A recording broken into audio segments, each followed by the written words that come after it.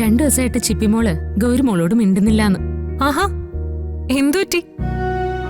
4 Angeles പിണങ്ങിയോ? അതെന്താണെന്ന് അറിയാനാ ഞാൻ ഇവളെയും കൂട്ടി ഇങ്ങോട്ട് വന്നത്. മൂർത്തി, ഇവർക്ക് കുടിക്കാൻ എന്തെങ്കിലും എടുക്കാൻ അമ്മായിയോട് പറ. ശരി മാഡം.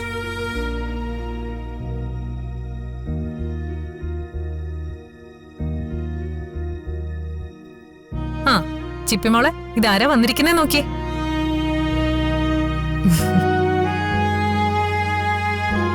ഇനി വന്നേ, വാ.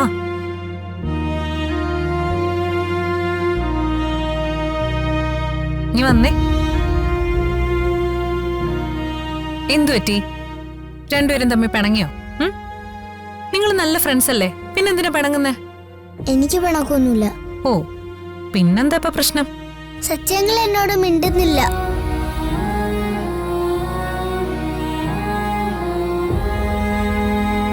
ഗൗരി കാരണോ സത്യങ്ങൾ എന്നോട് മിണ്ടാത്തത്. ഇവൾക്ക് സച്ചിയോടുള്ള അടുപ്പം ഇനിയും പോയില്ലേ?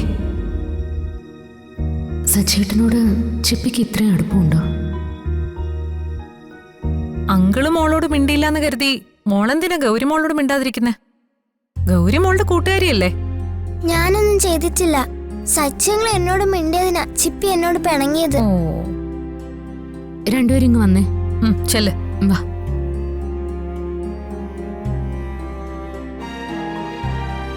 സച്ചിങ്ങള് നിങ്ങളുടെ രണ്ടുപേരുടെയും കൂട്ടുകാരികളുടെ അച്ഛനല്ലേ? ഓ, അപ്പൊ സ്വന്തം ഭർത്താവാണെന്ന കാര്യം ഇവളിപ്പോഴും ഓർക്കുന്നില്ല. ഭാഗ്യം. ആരുടെ കാര്യത്തിലായാലും തമ്മിൽ തമ്മിൽ നിങ്ങൾ ഇങ്ങനെ പിണങ്ങരുത്. രണ്ടുപേരും കൈ കൊടുത്തേ. കൈ കൊടുക്ക്. കൈ കൊടുക്കുന്നേ. ആ,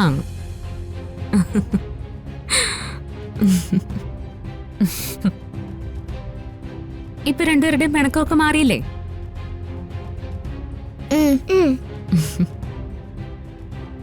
കൂട്ടുകാരികൾ തമ്മിൽ പിണങ്ങിയിരിക്കുന്നതേ അത്ര നല്ലതല്ല. നല്ല ഫ്രണ്ട്ഷിപ്പിനേക്കാൾ വലിയ ഒരു ബന്ധവും ഈ ലോകത്തില്ല. നിങ്ങൾ എന്നും നല്ല കൂട്ടുകാരികളായിരിക്കണം. ഇനി ഞാൻ ഗൗരിയോട് പിണങ്ങത്തില്ല. ഞാനും. ഓ, എന്നാ നമുക്ക് പോയി കളിക്കാം. വാ. ചെല്ല്.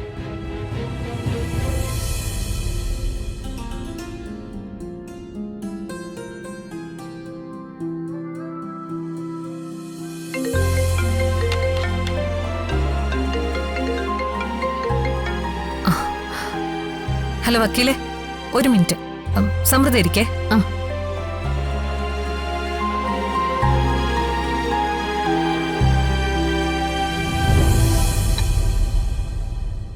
എങ്ങനെയുണ്ട് കാര്യങ്ങളൊക്കെ?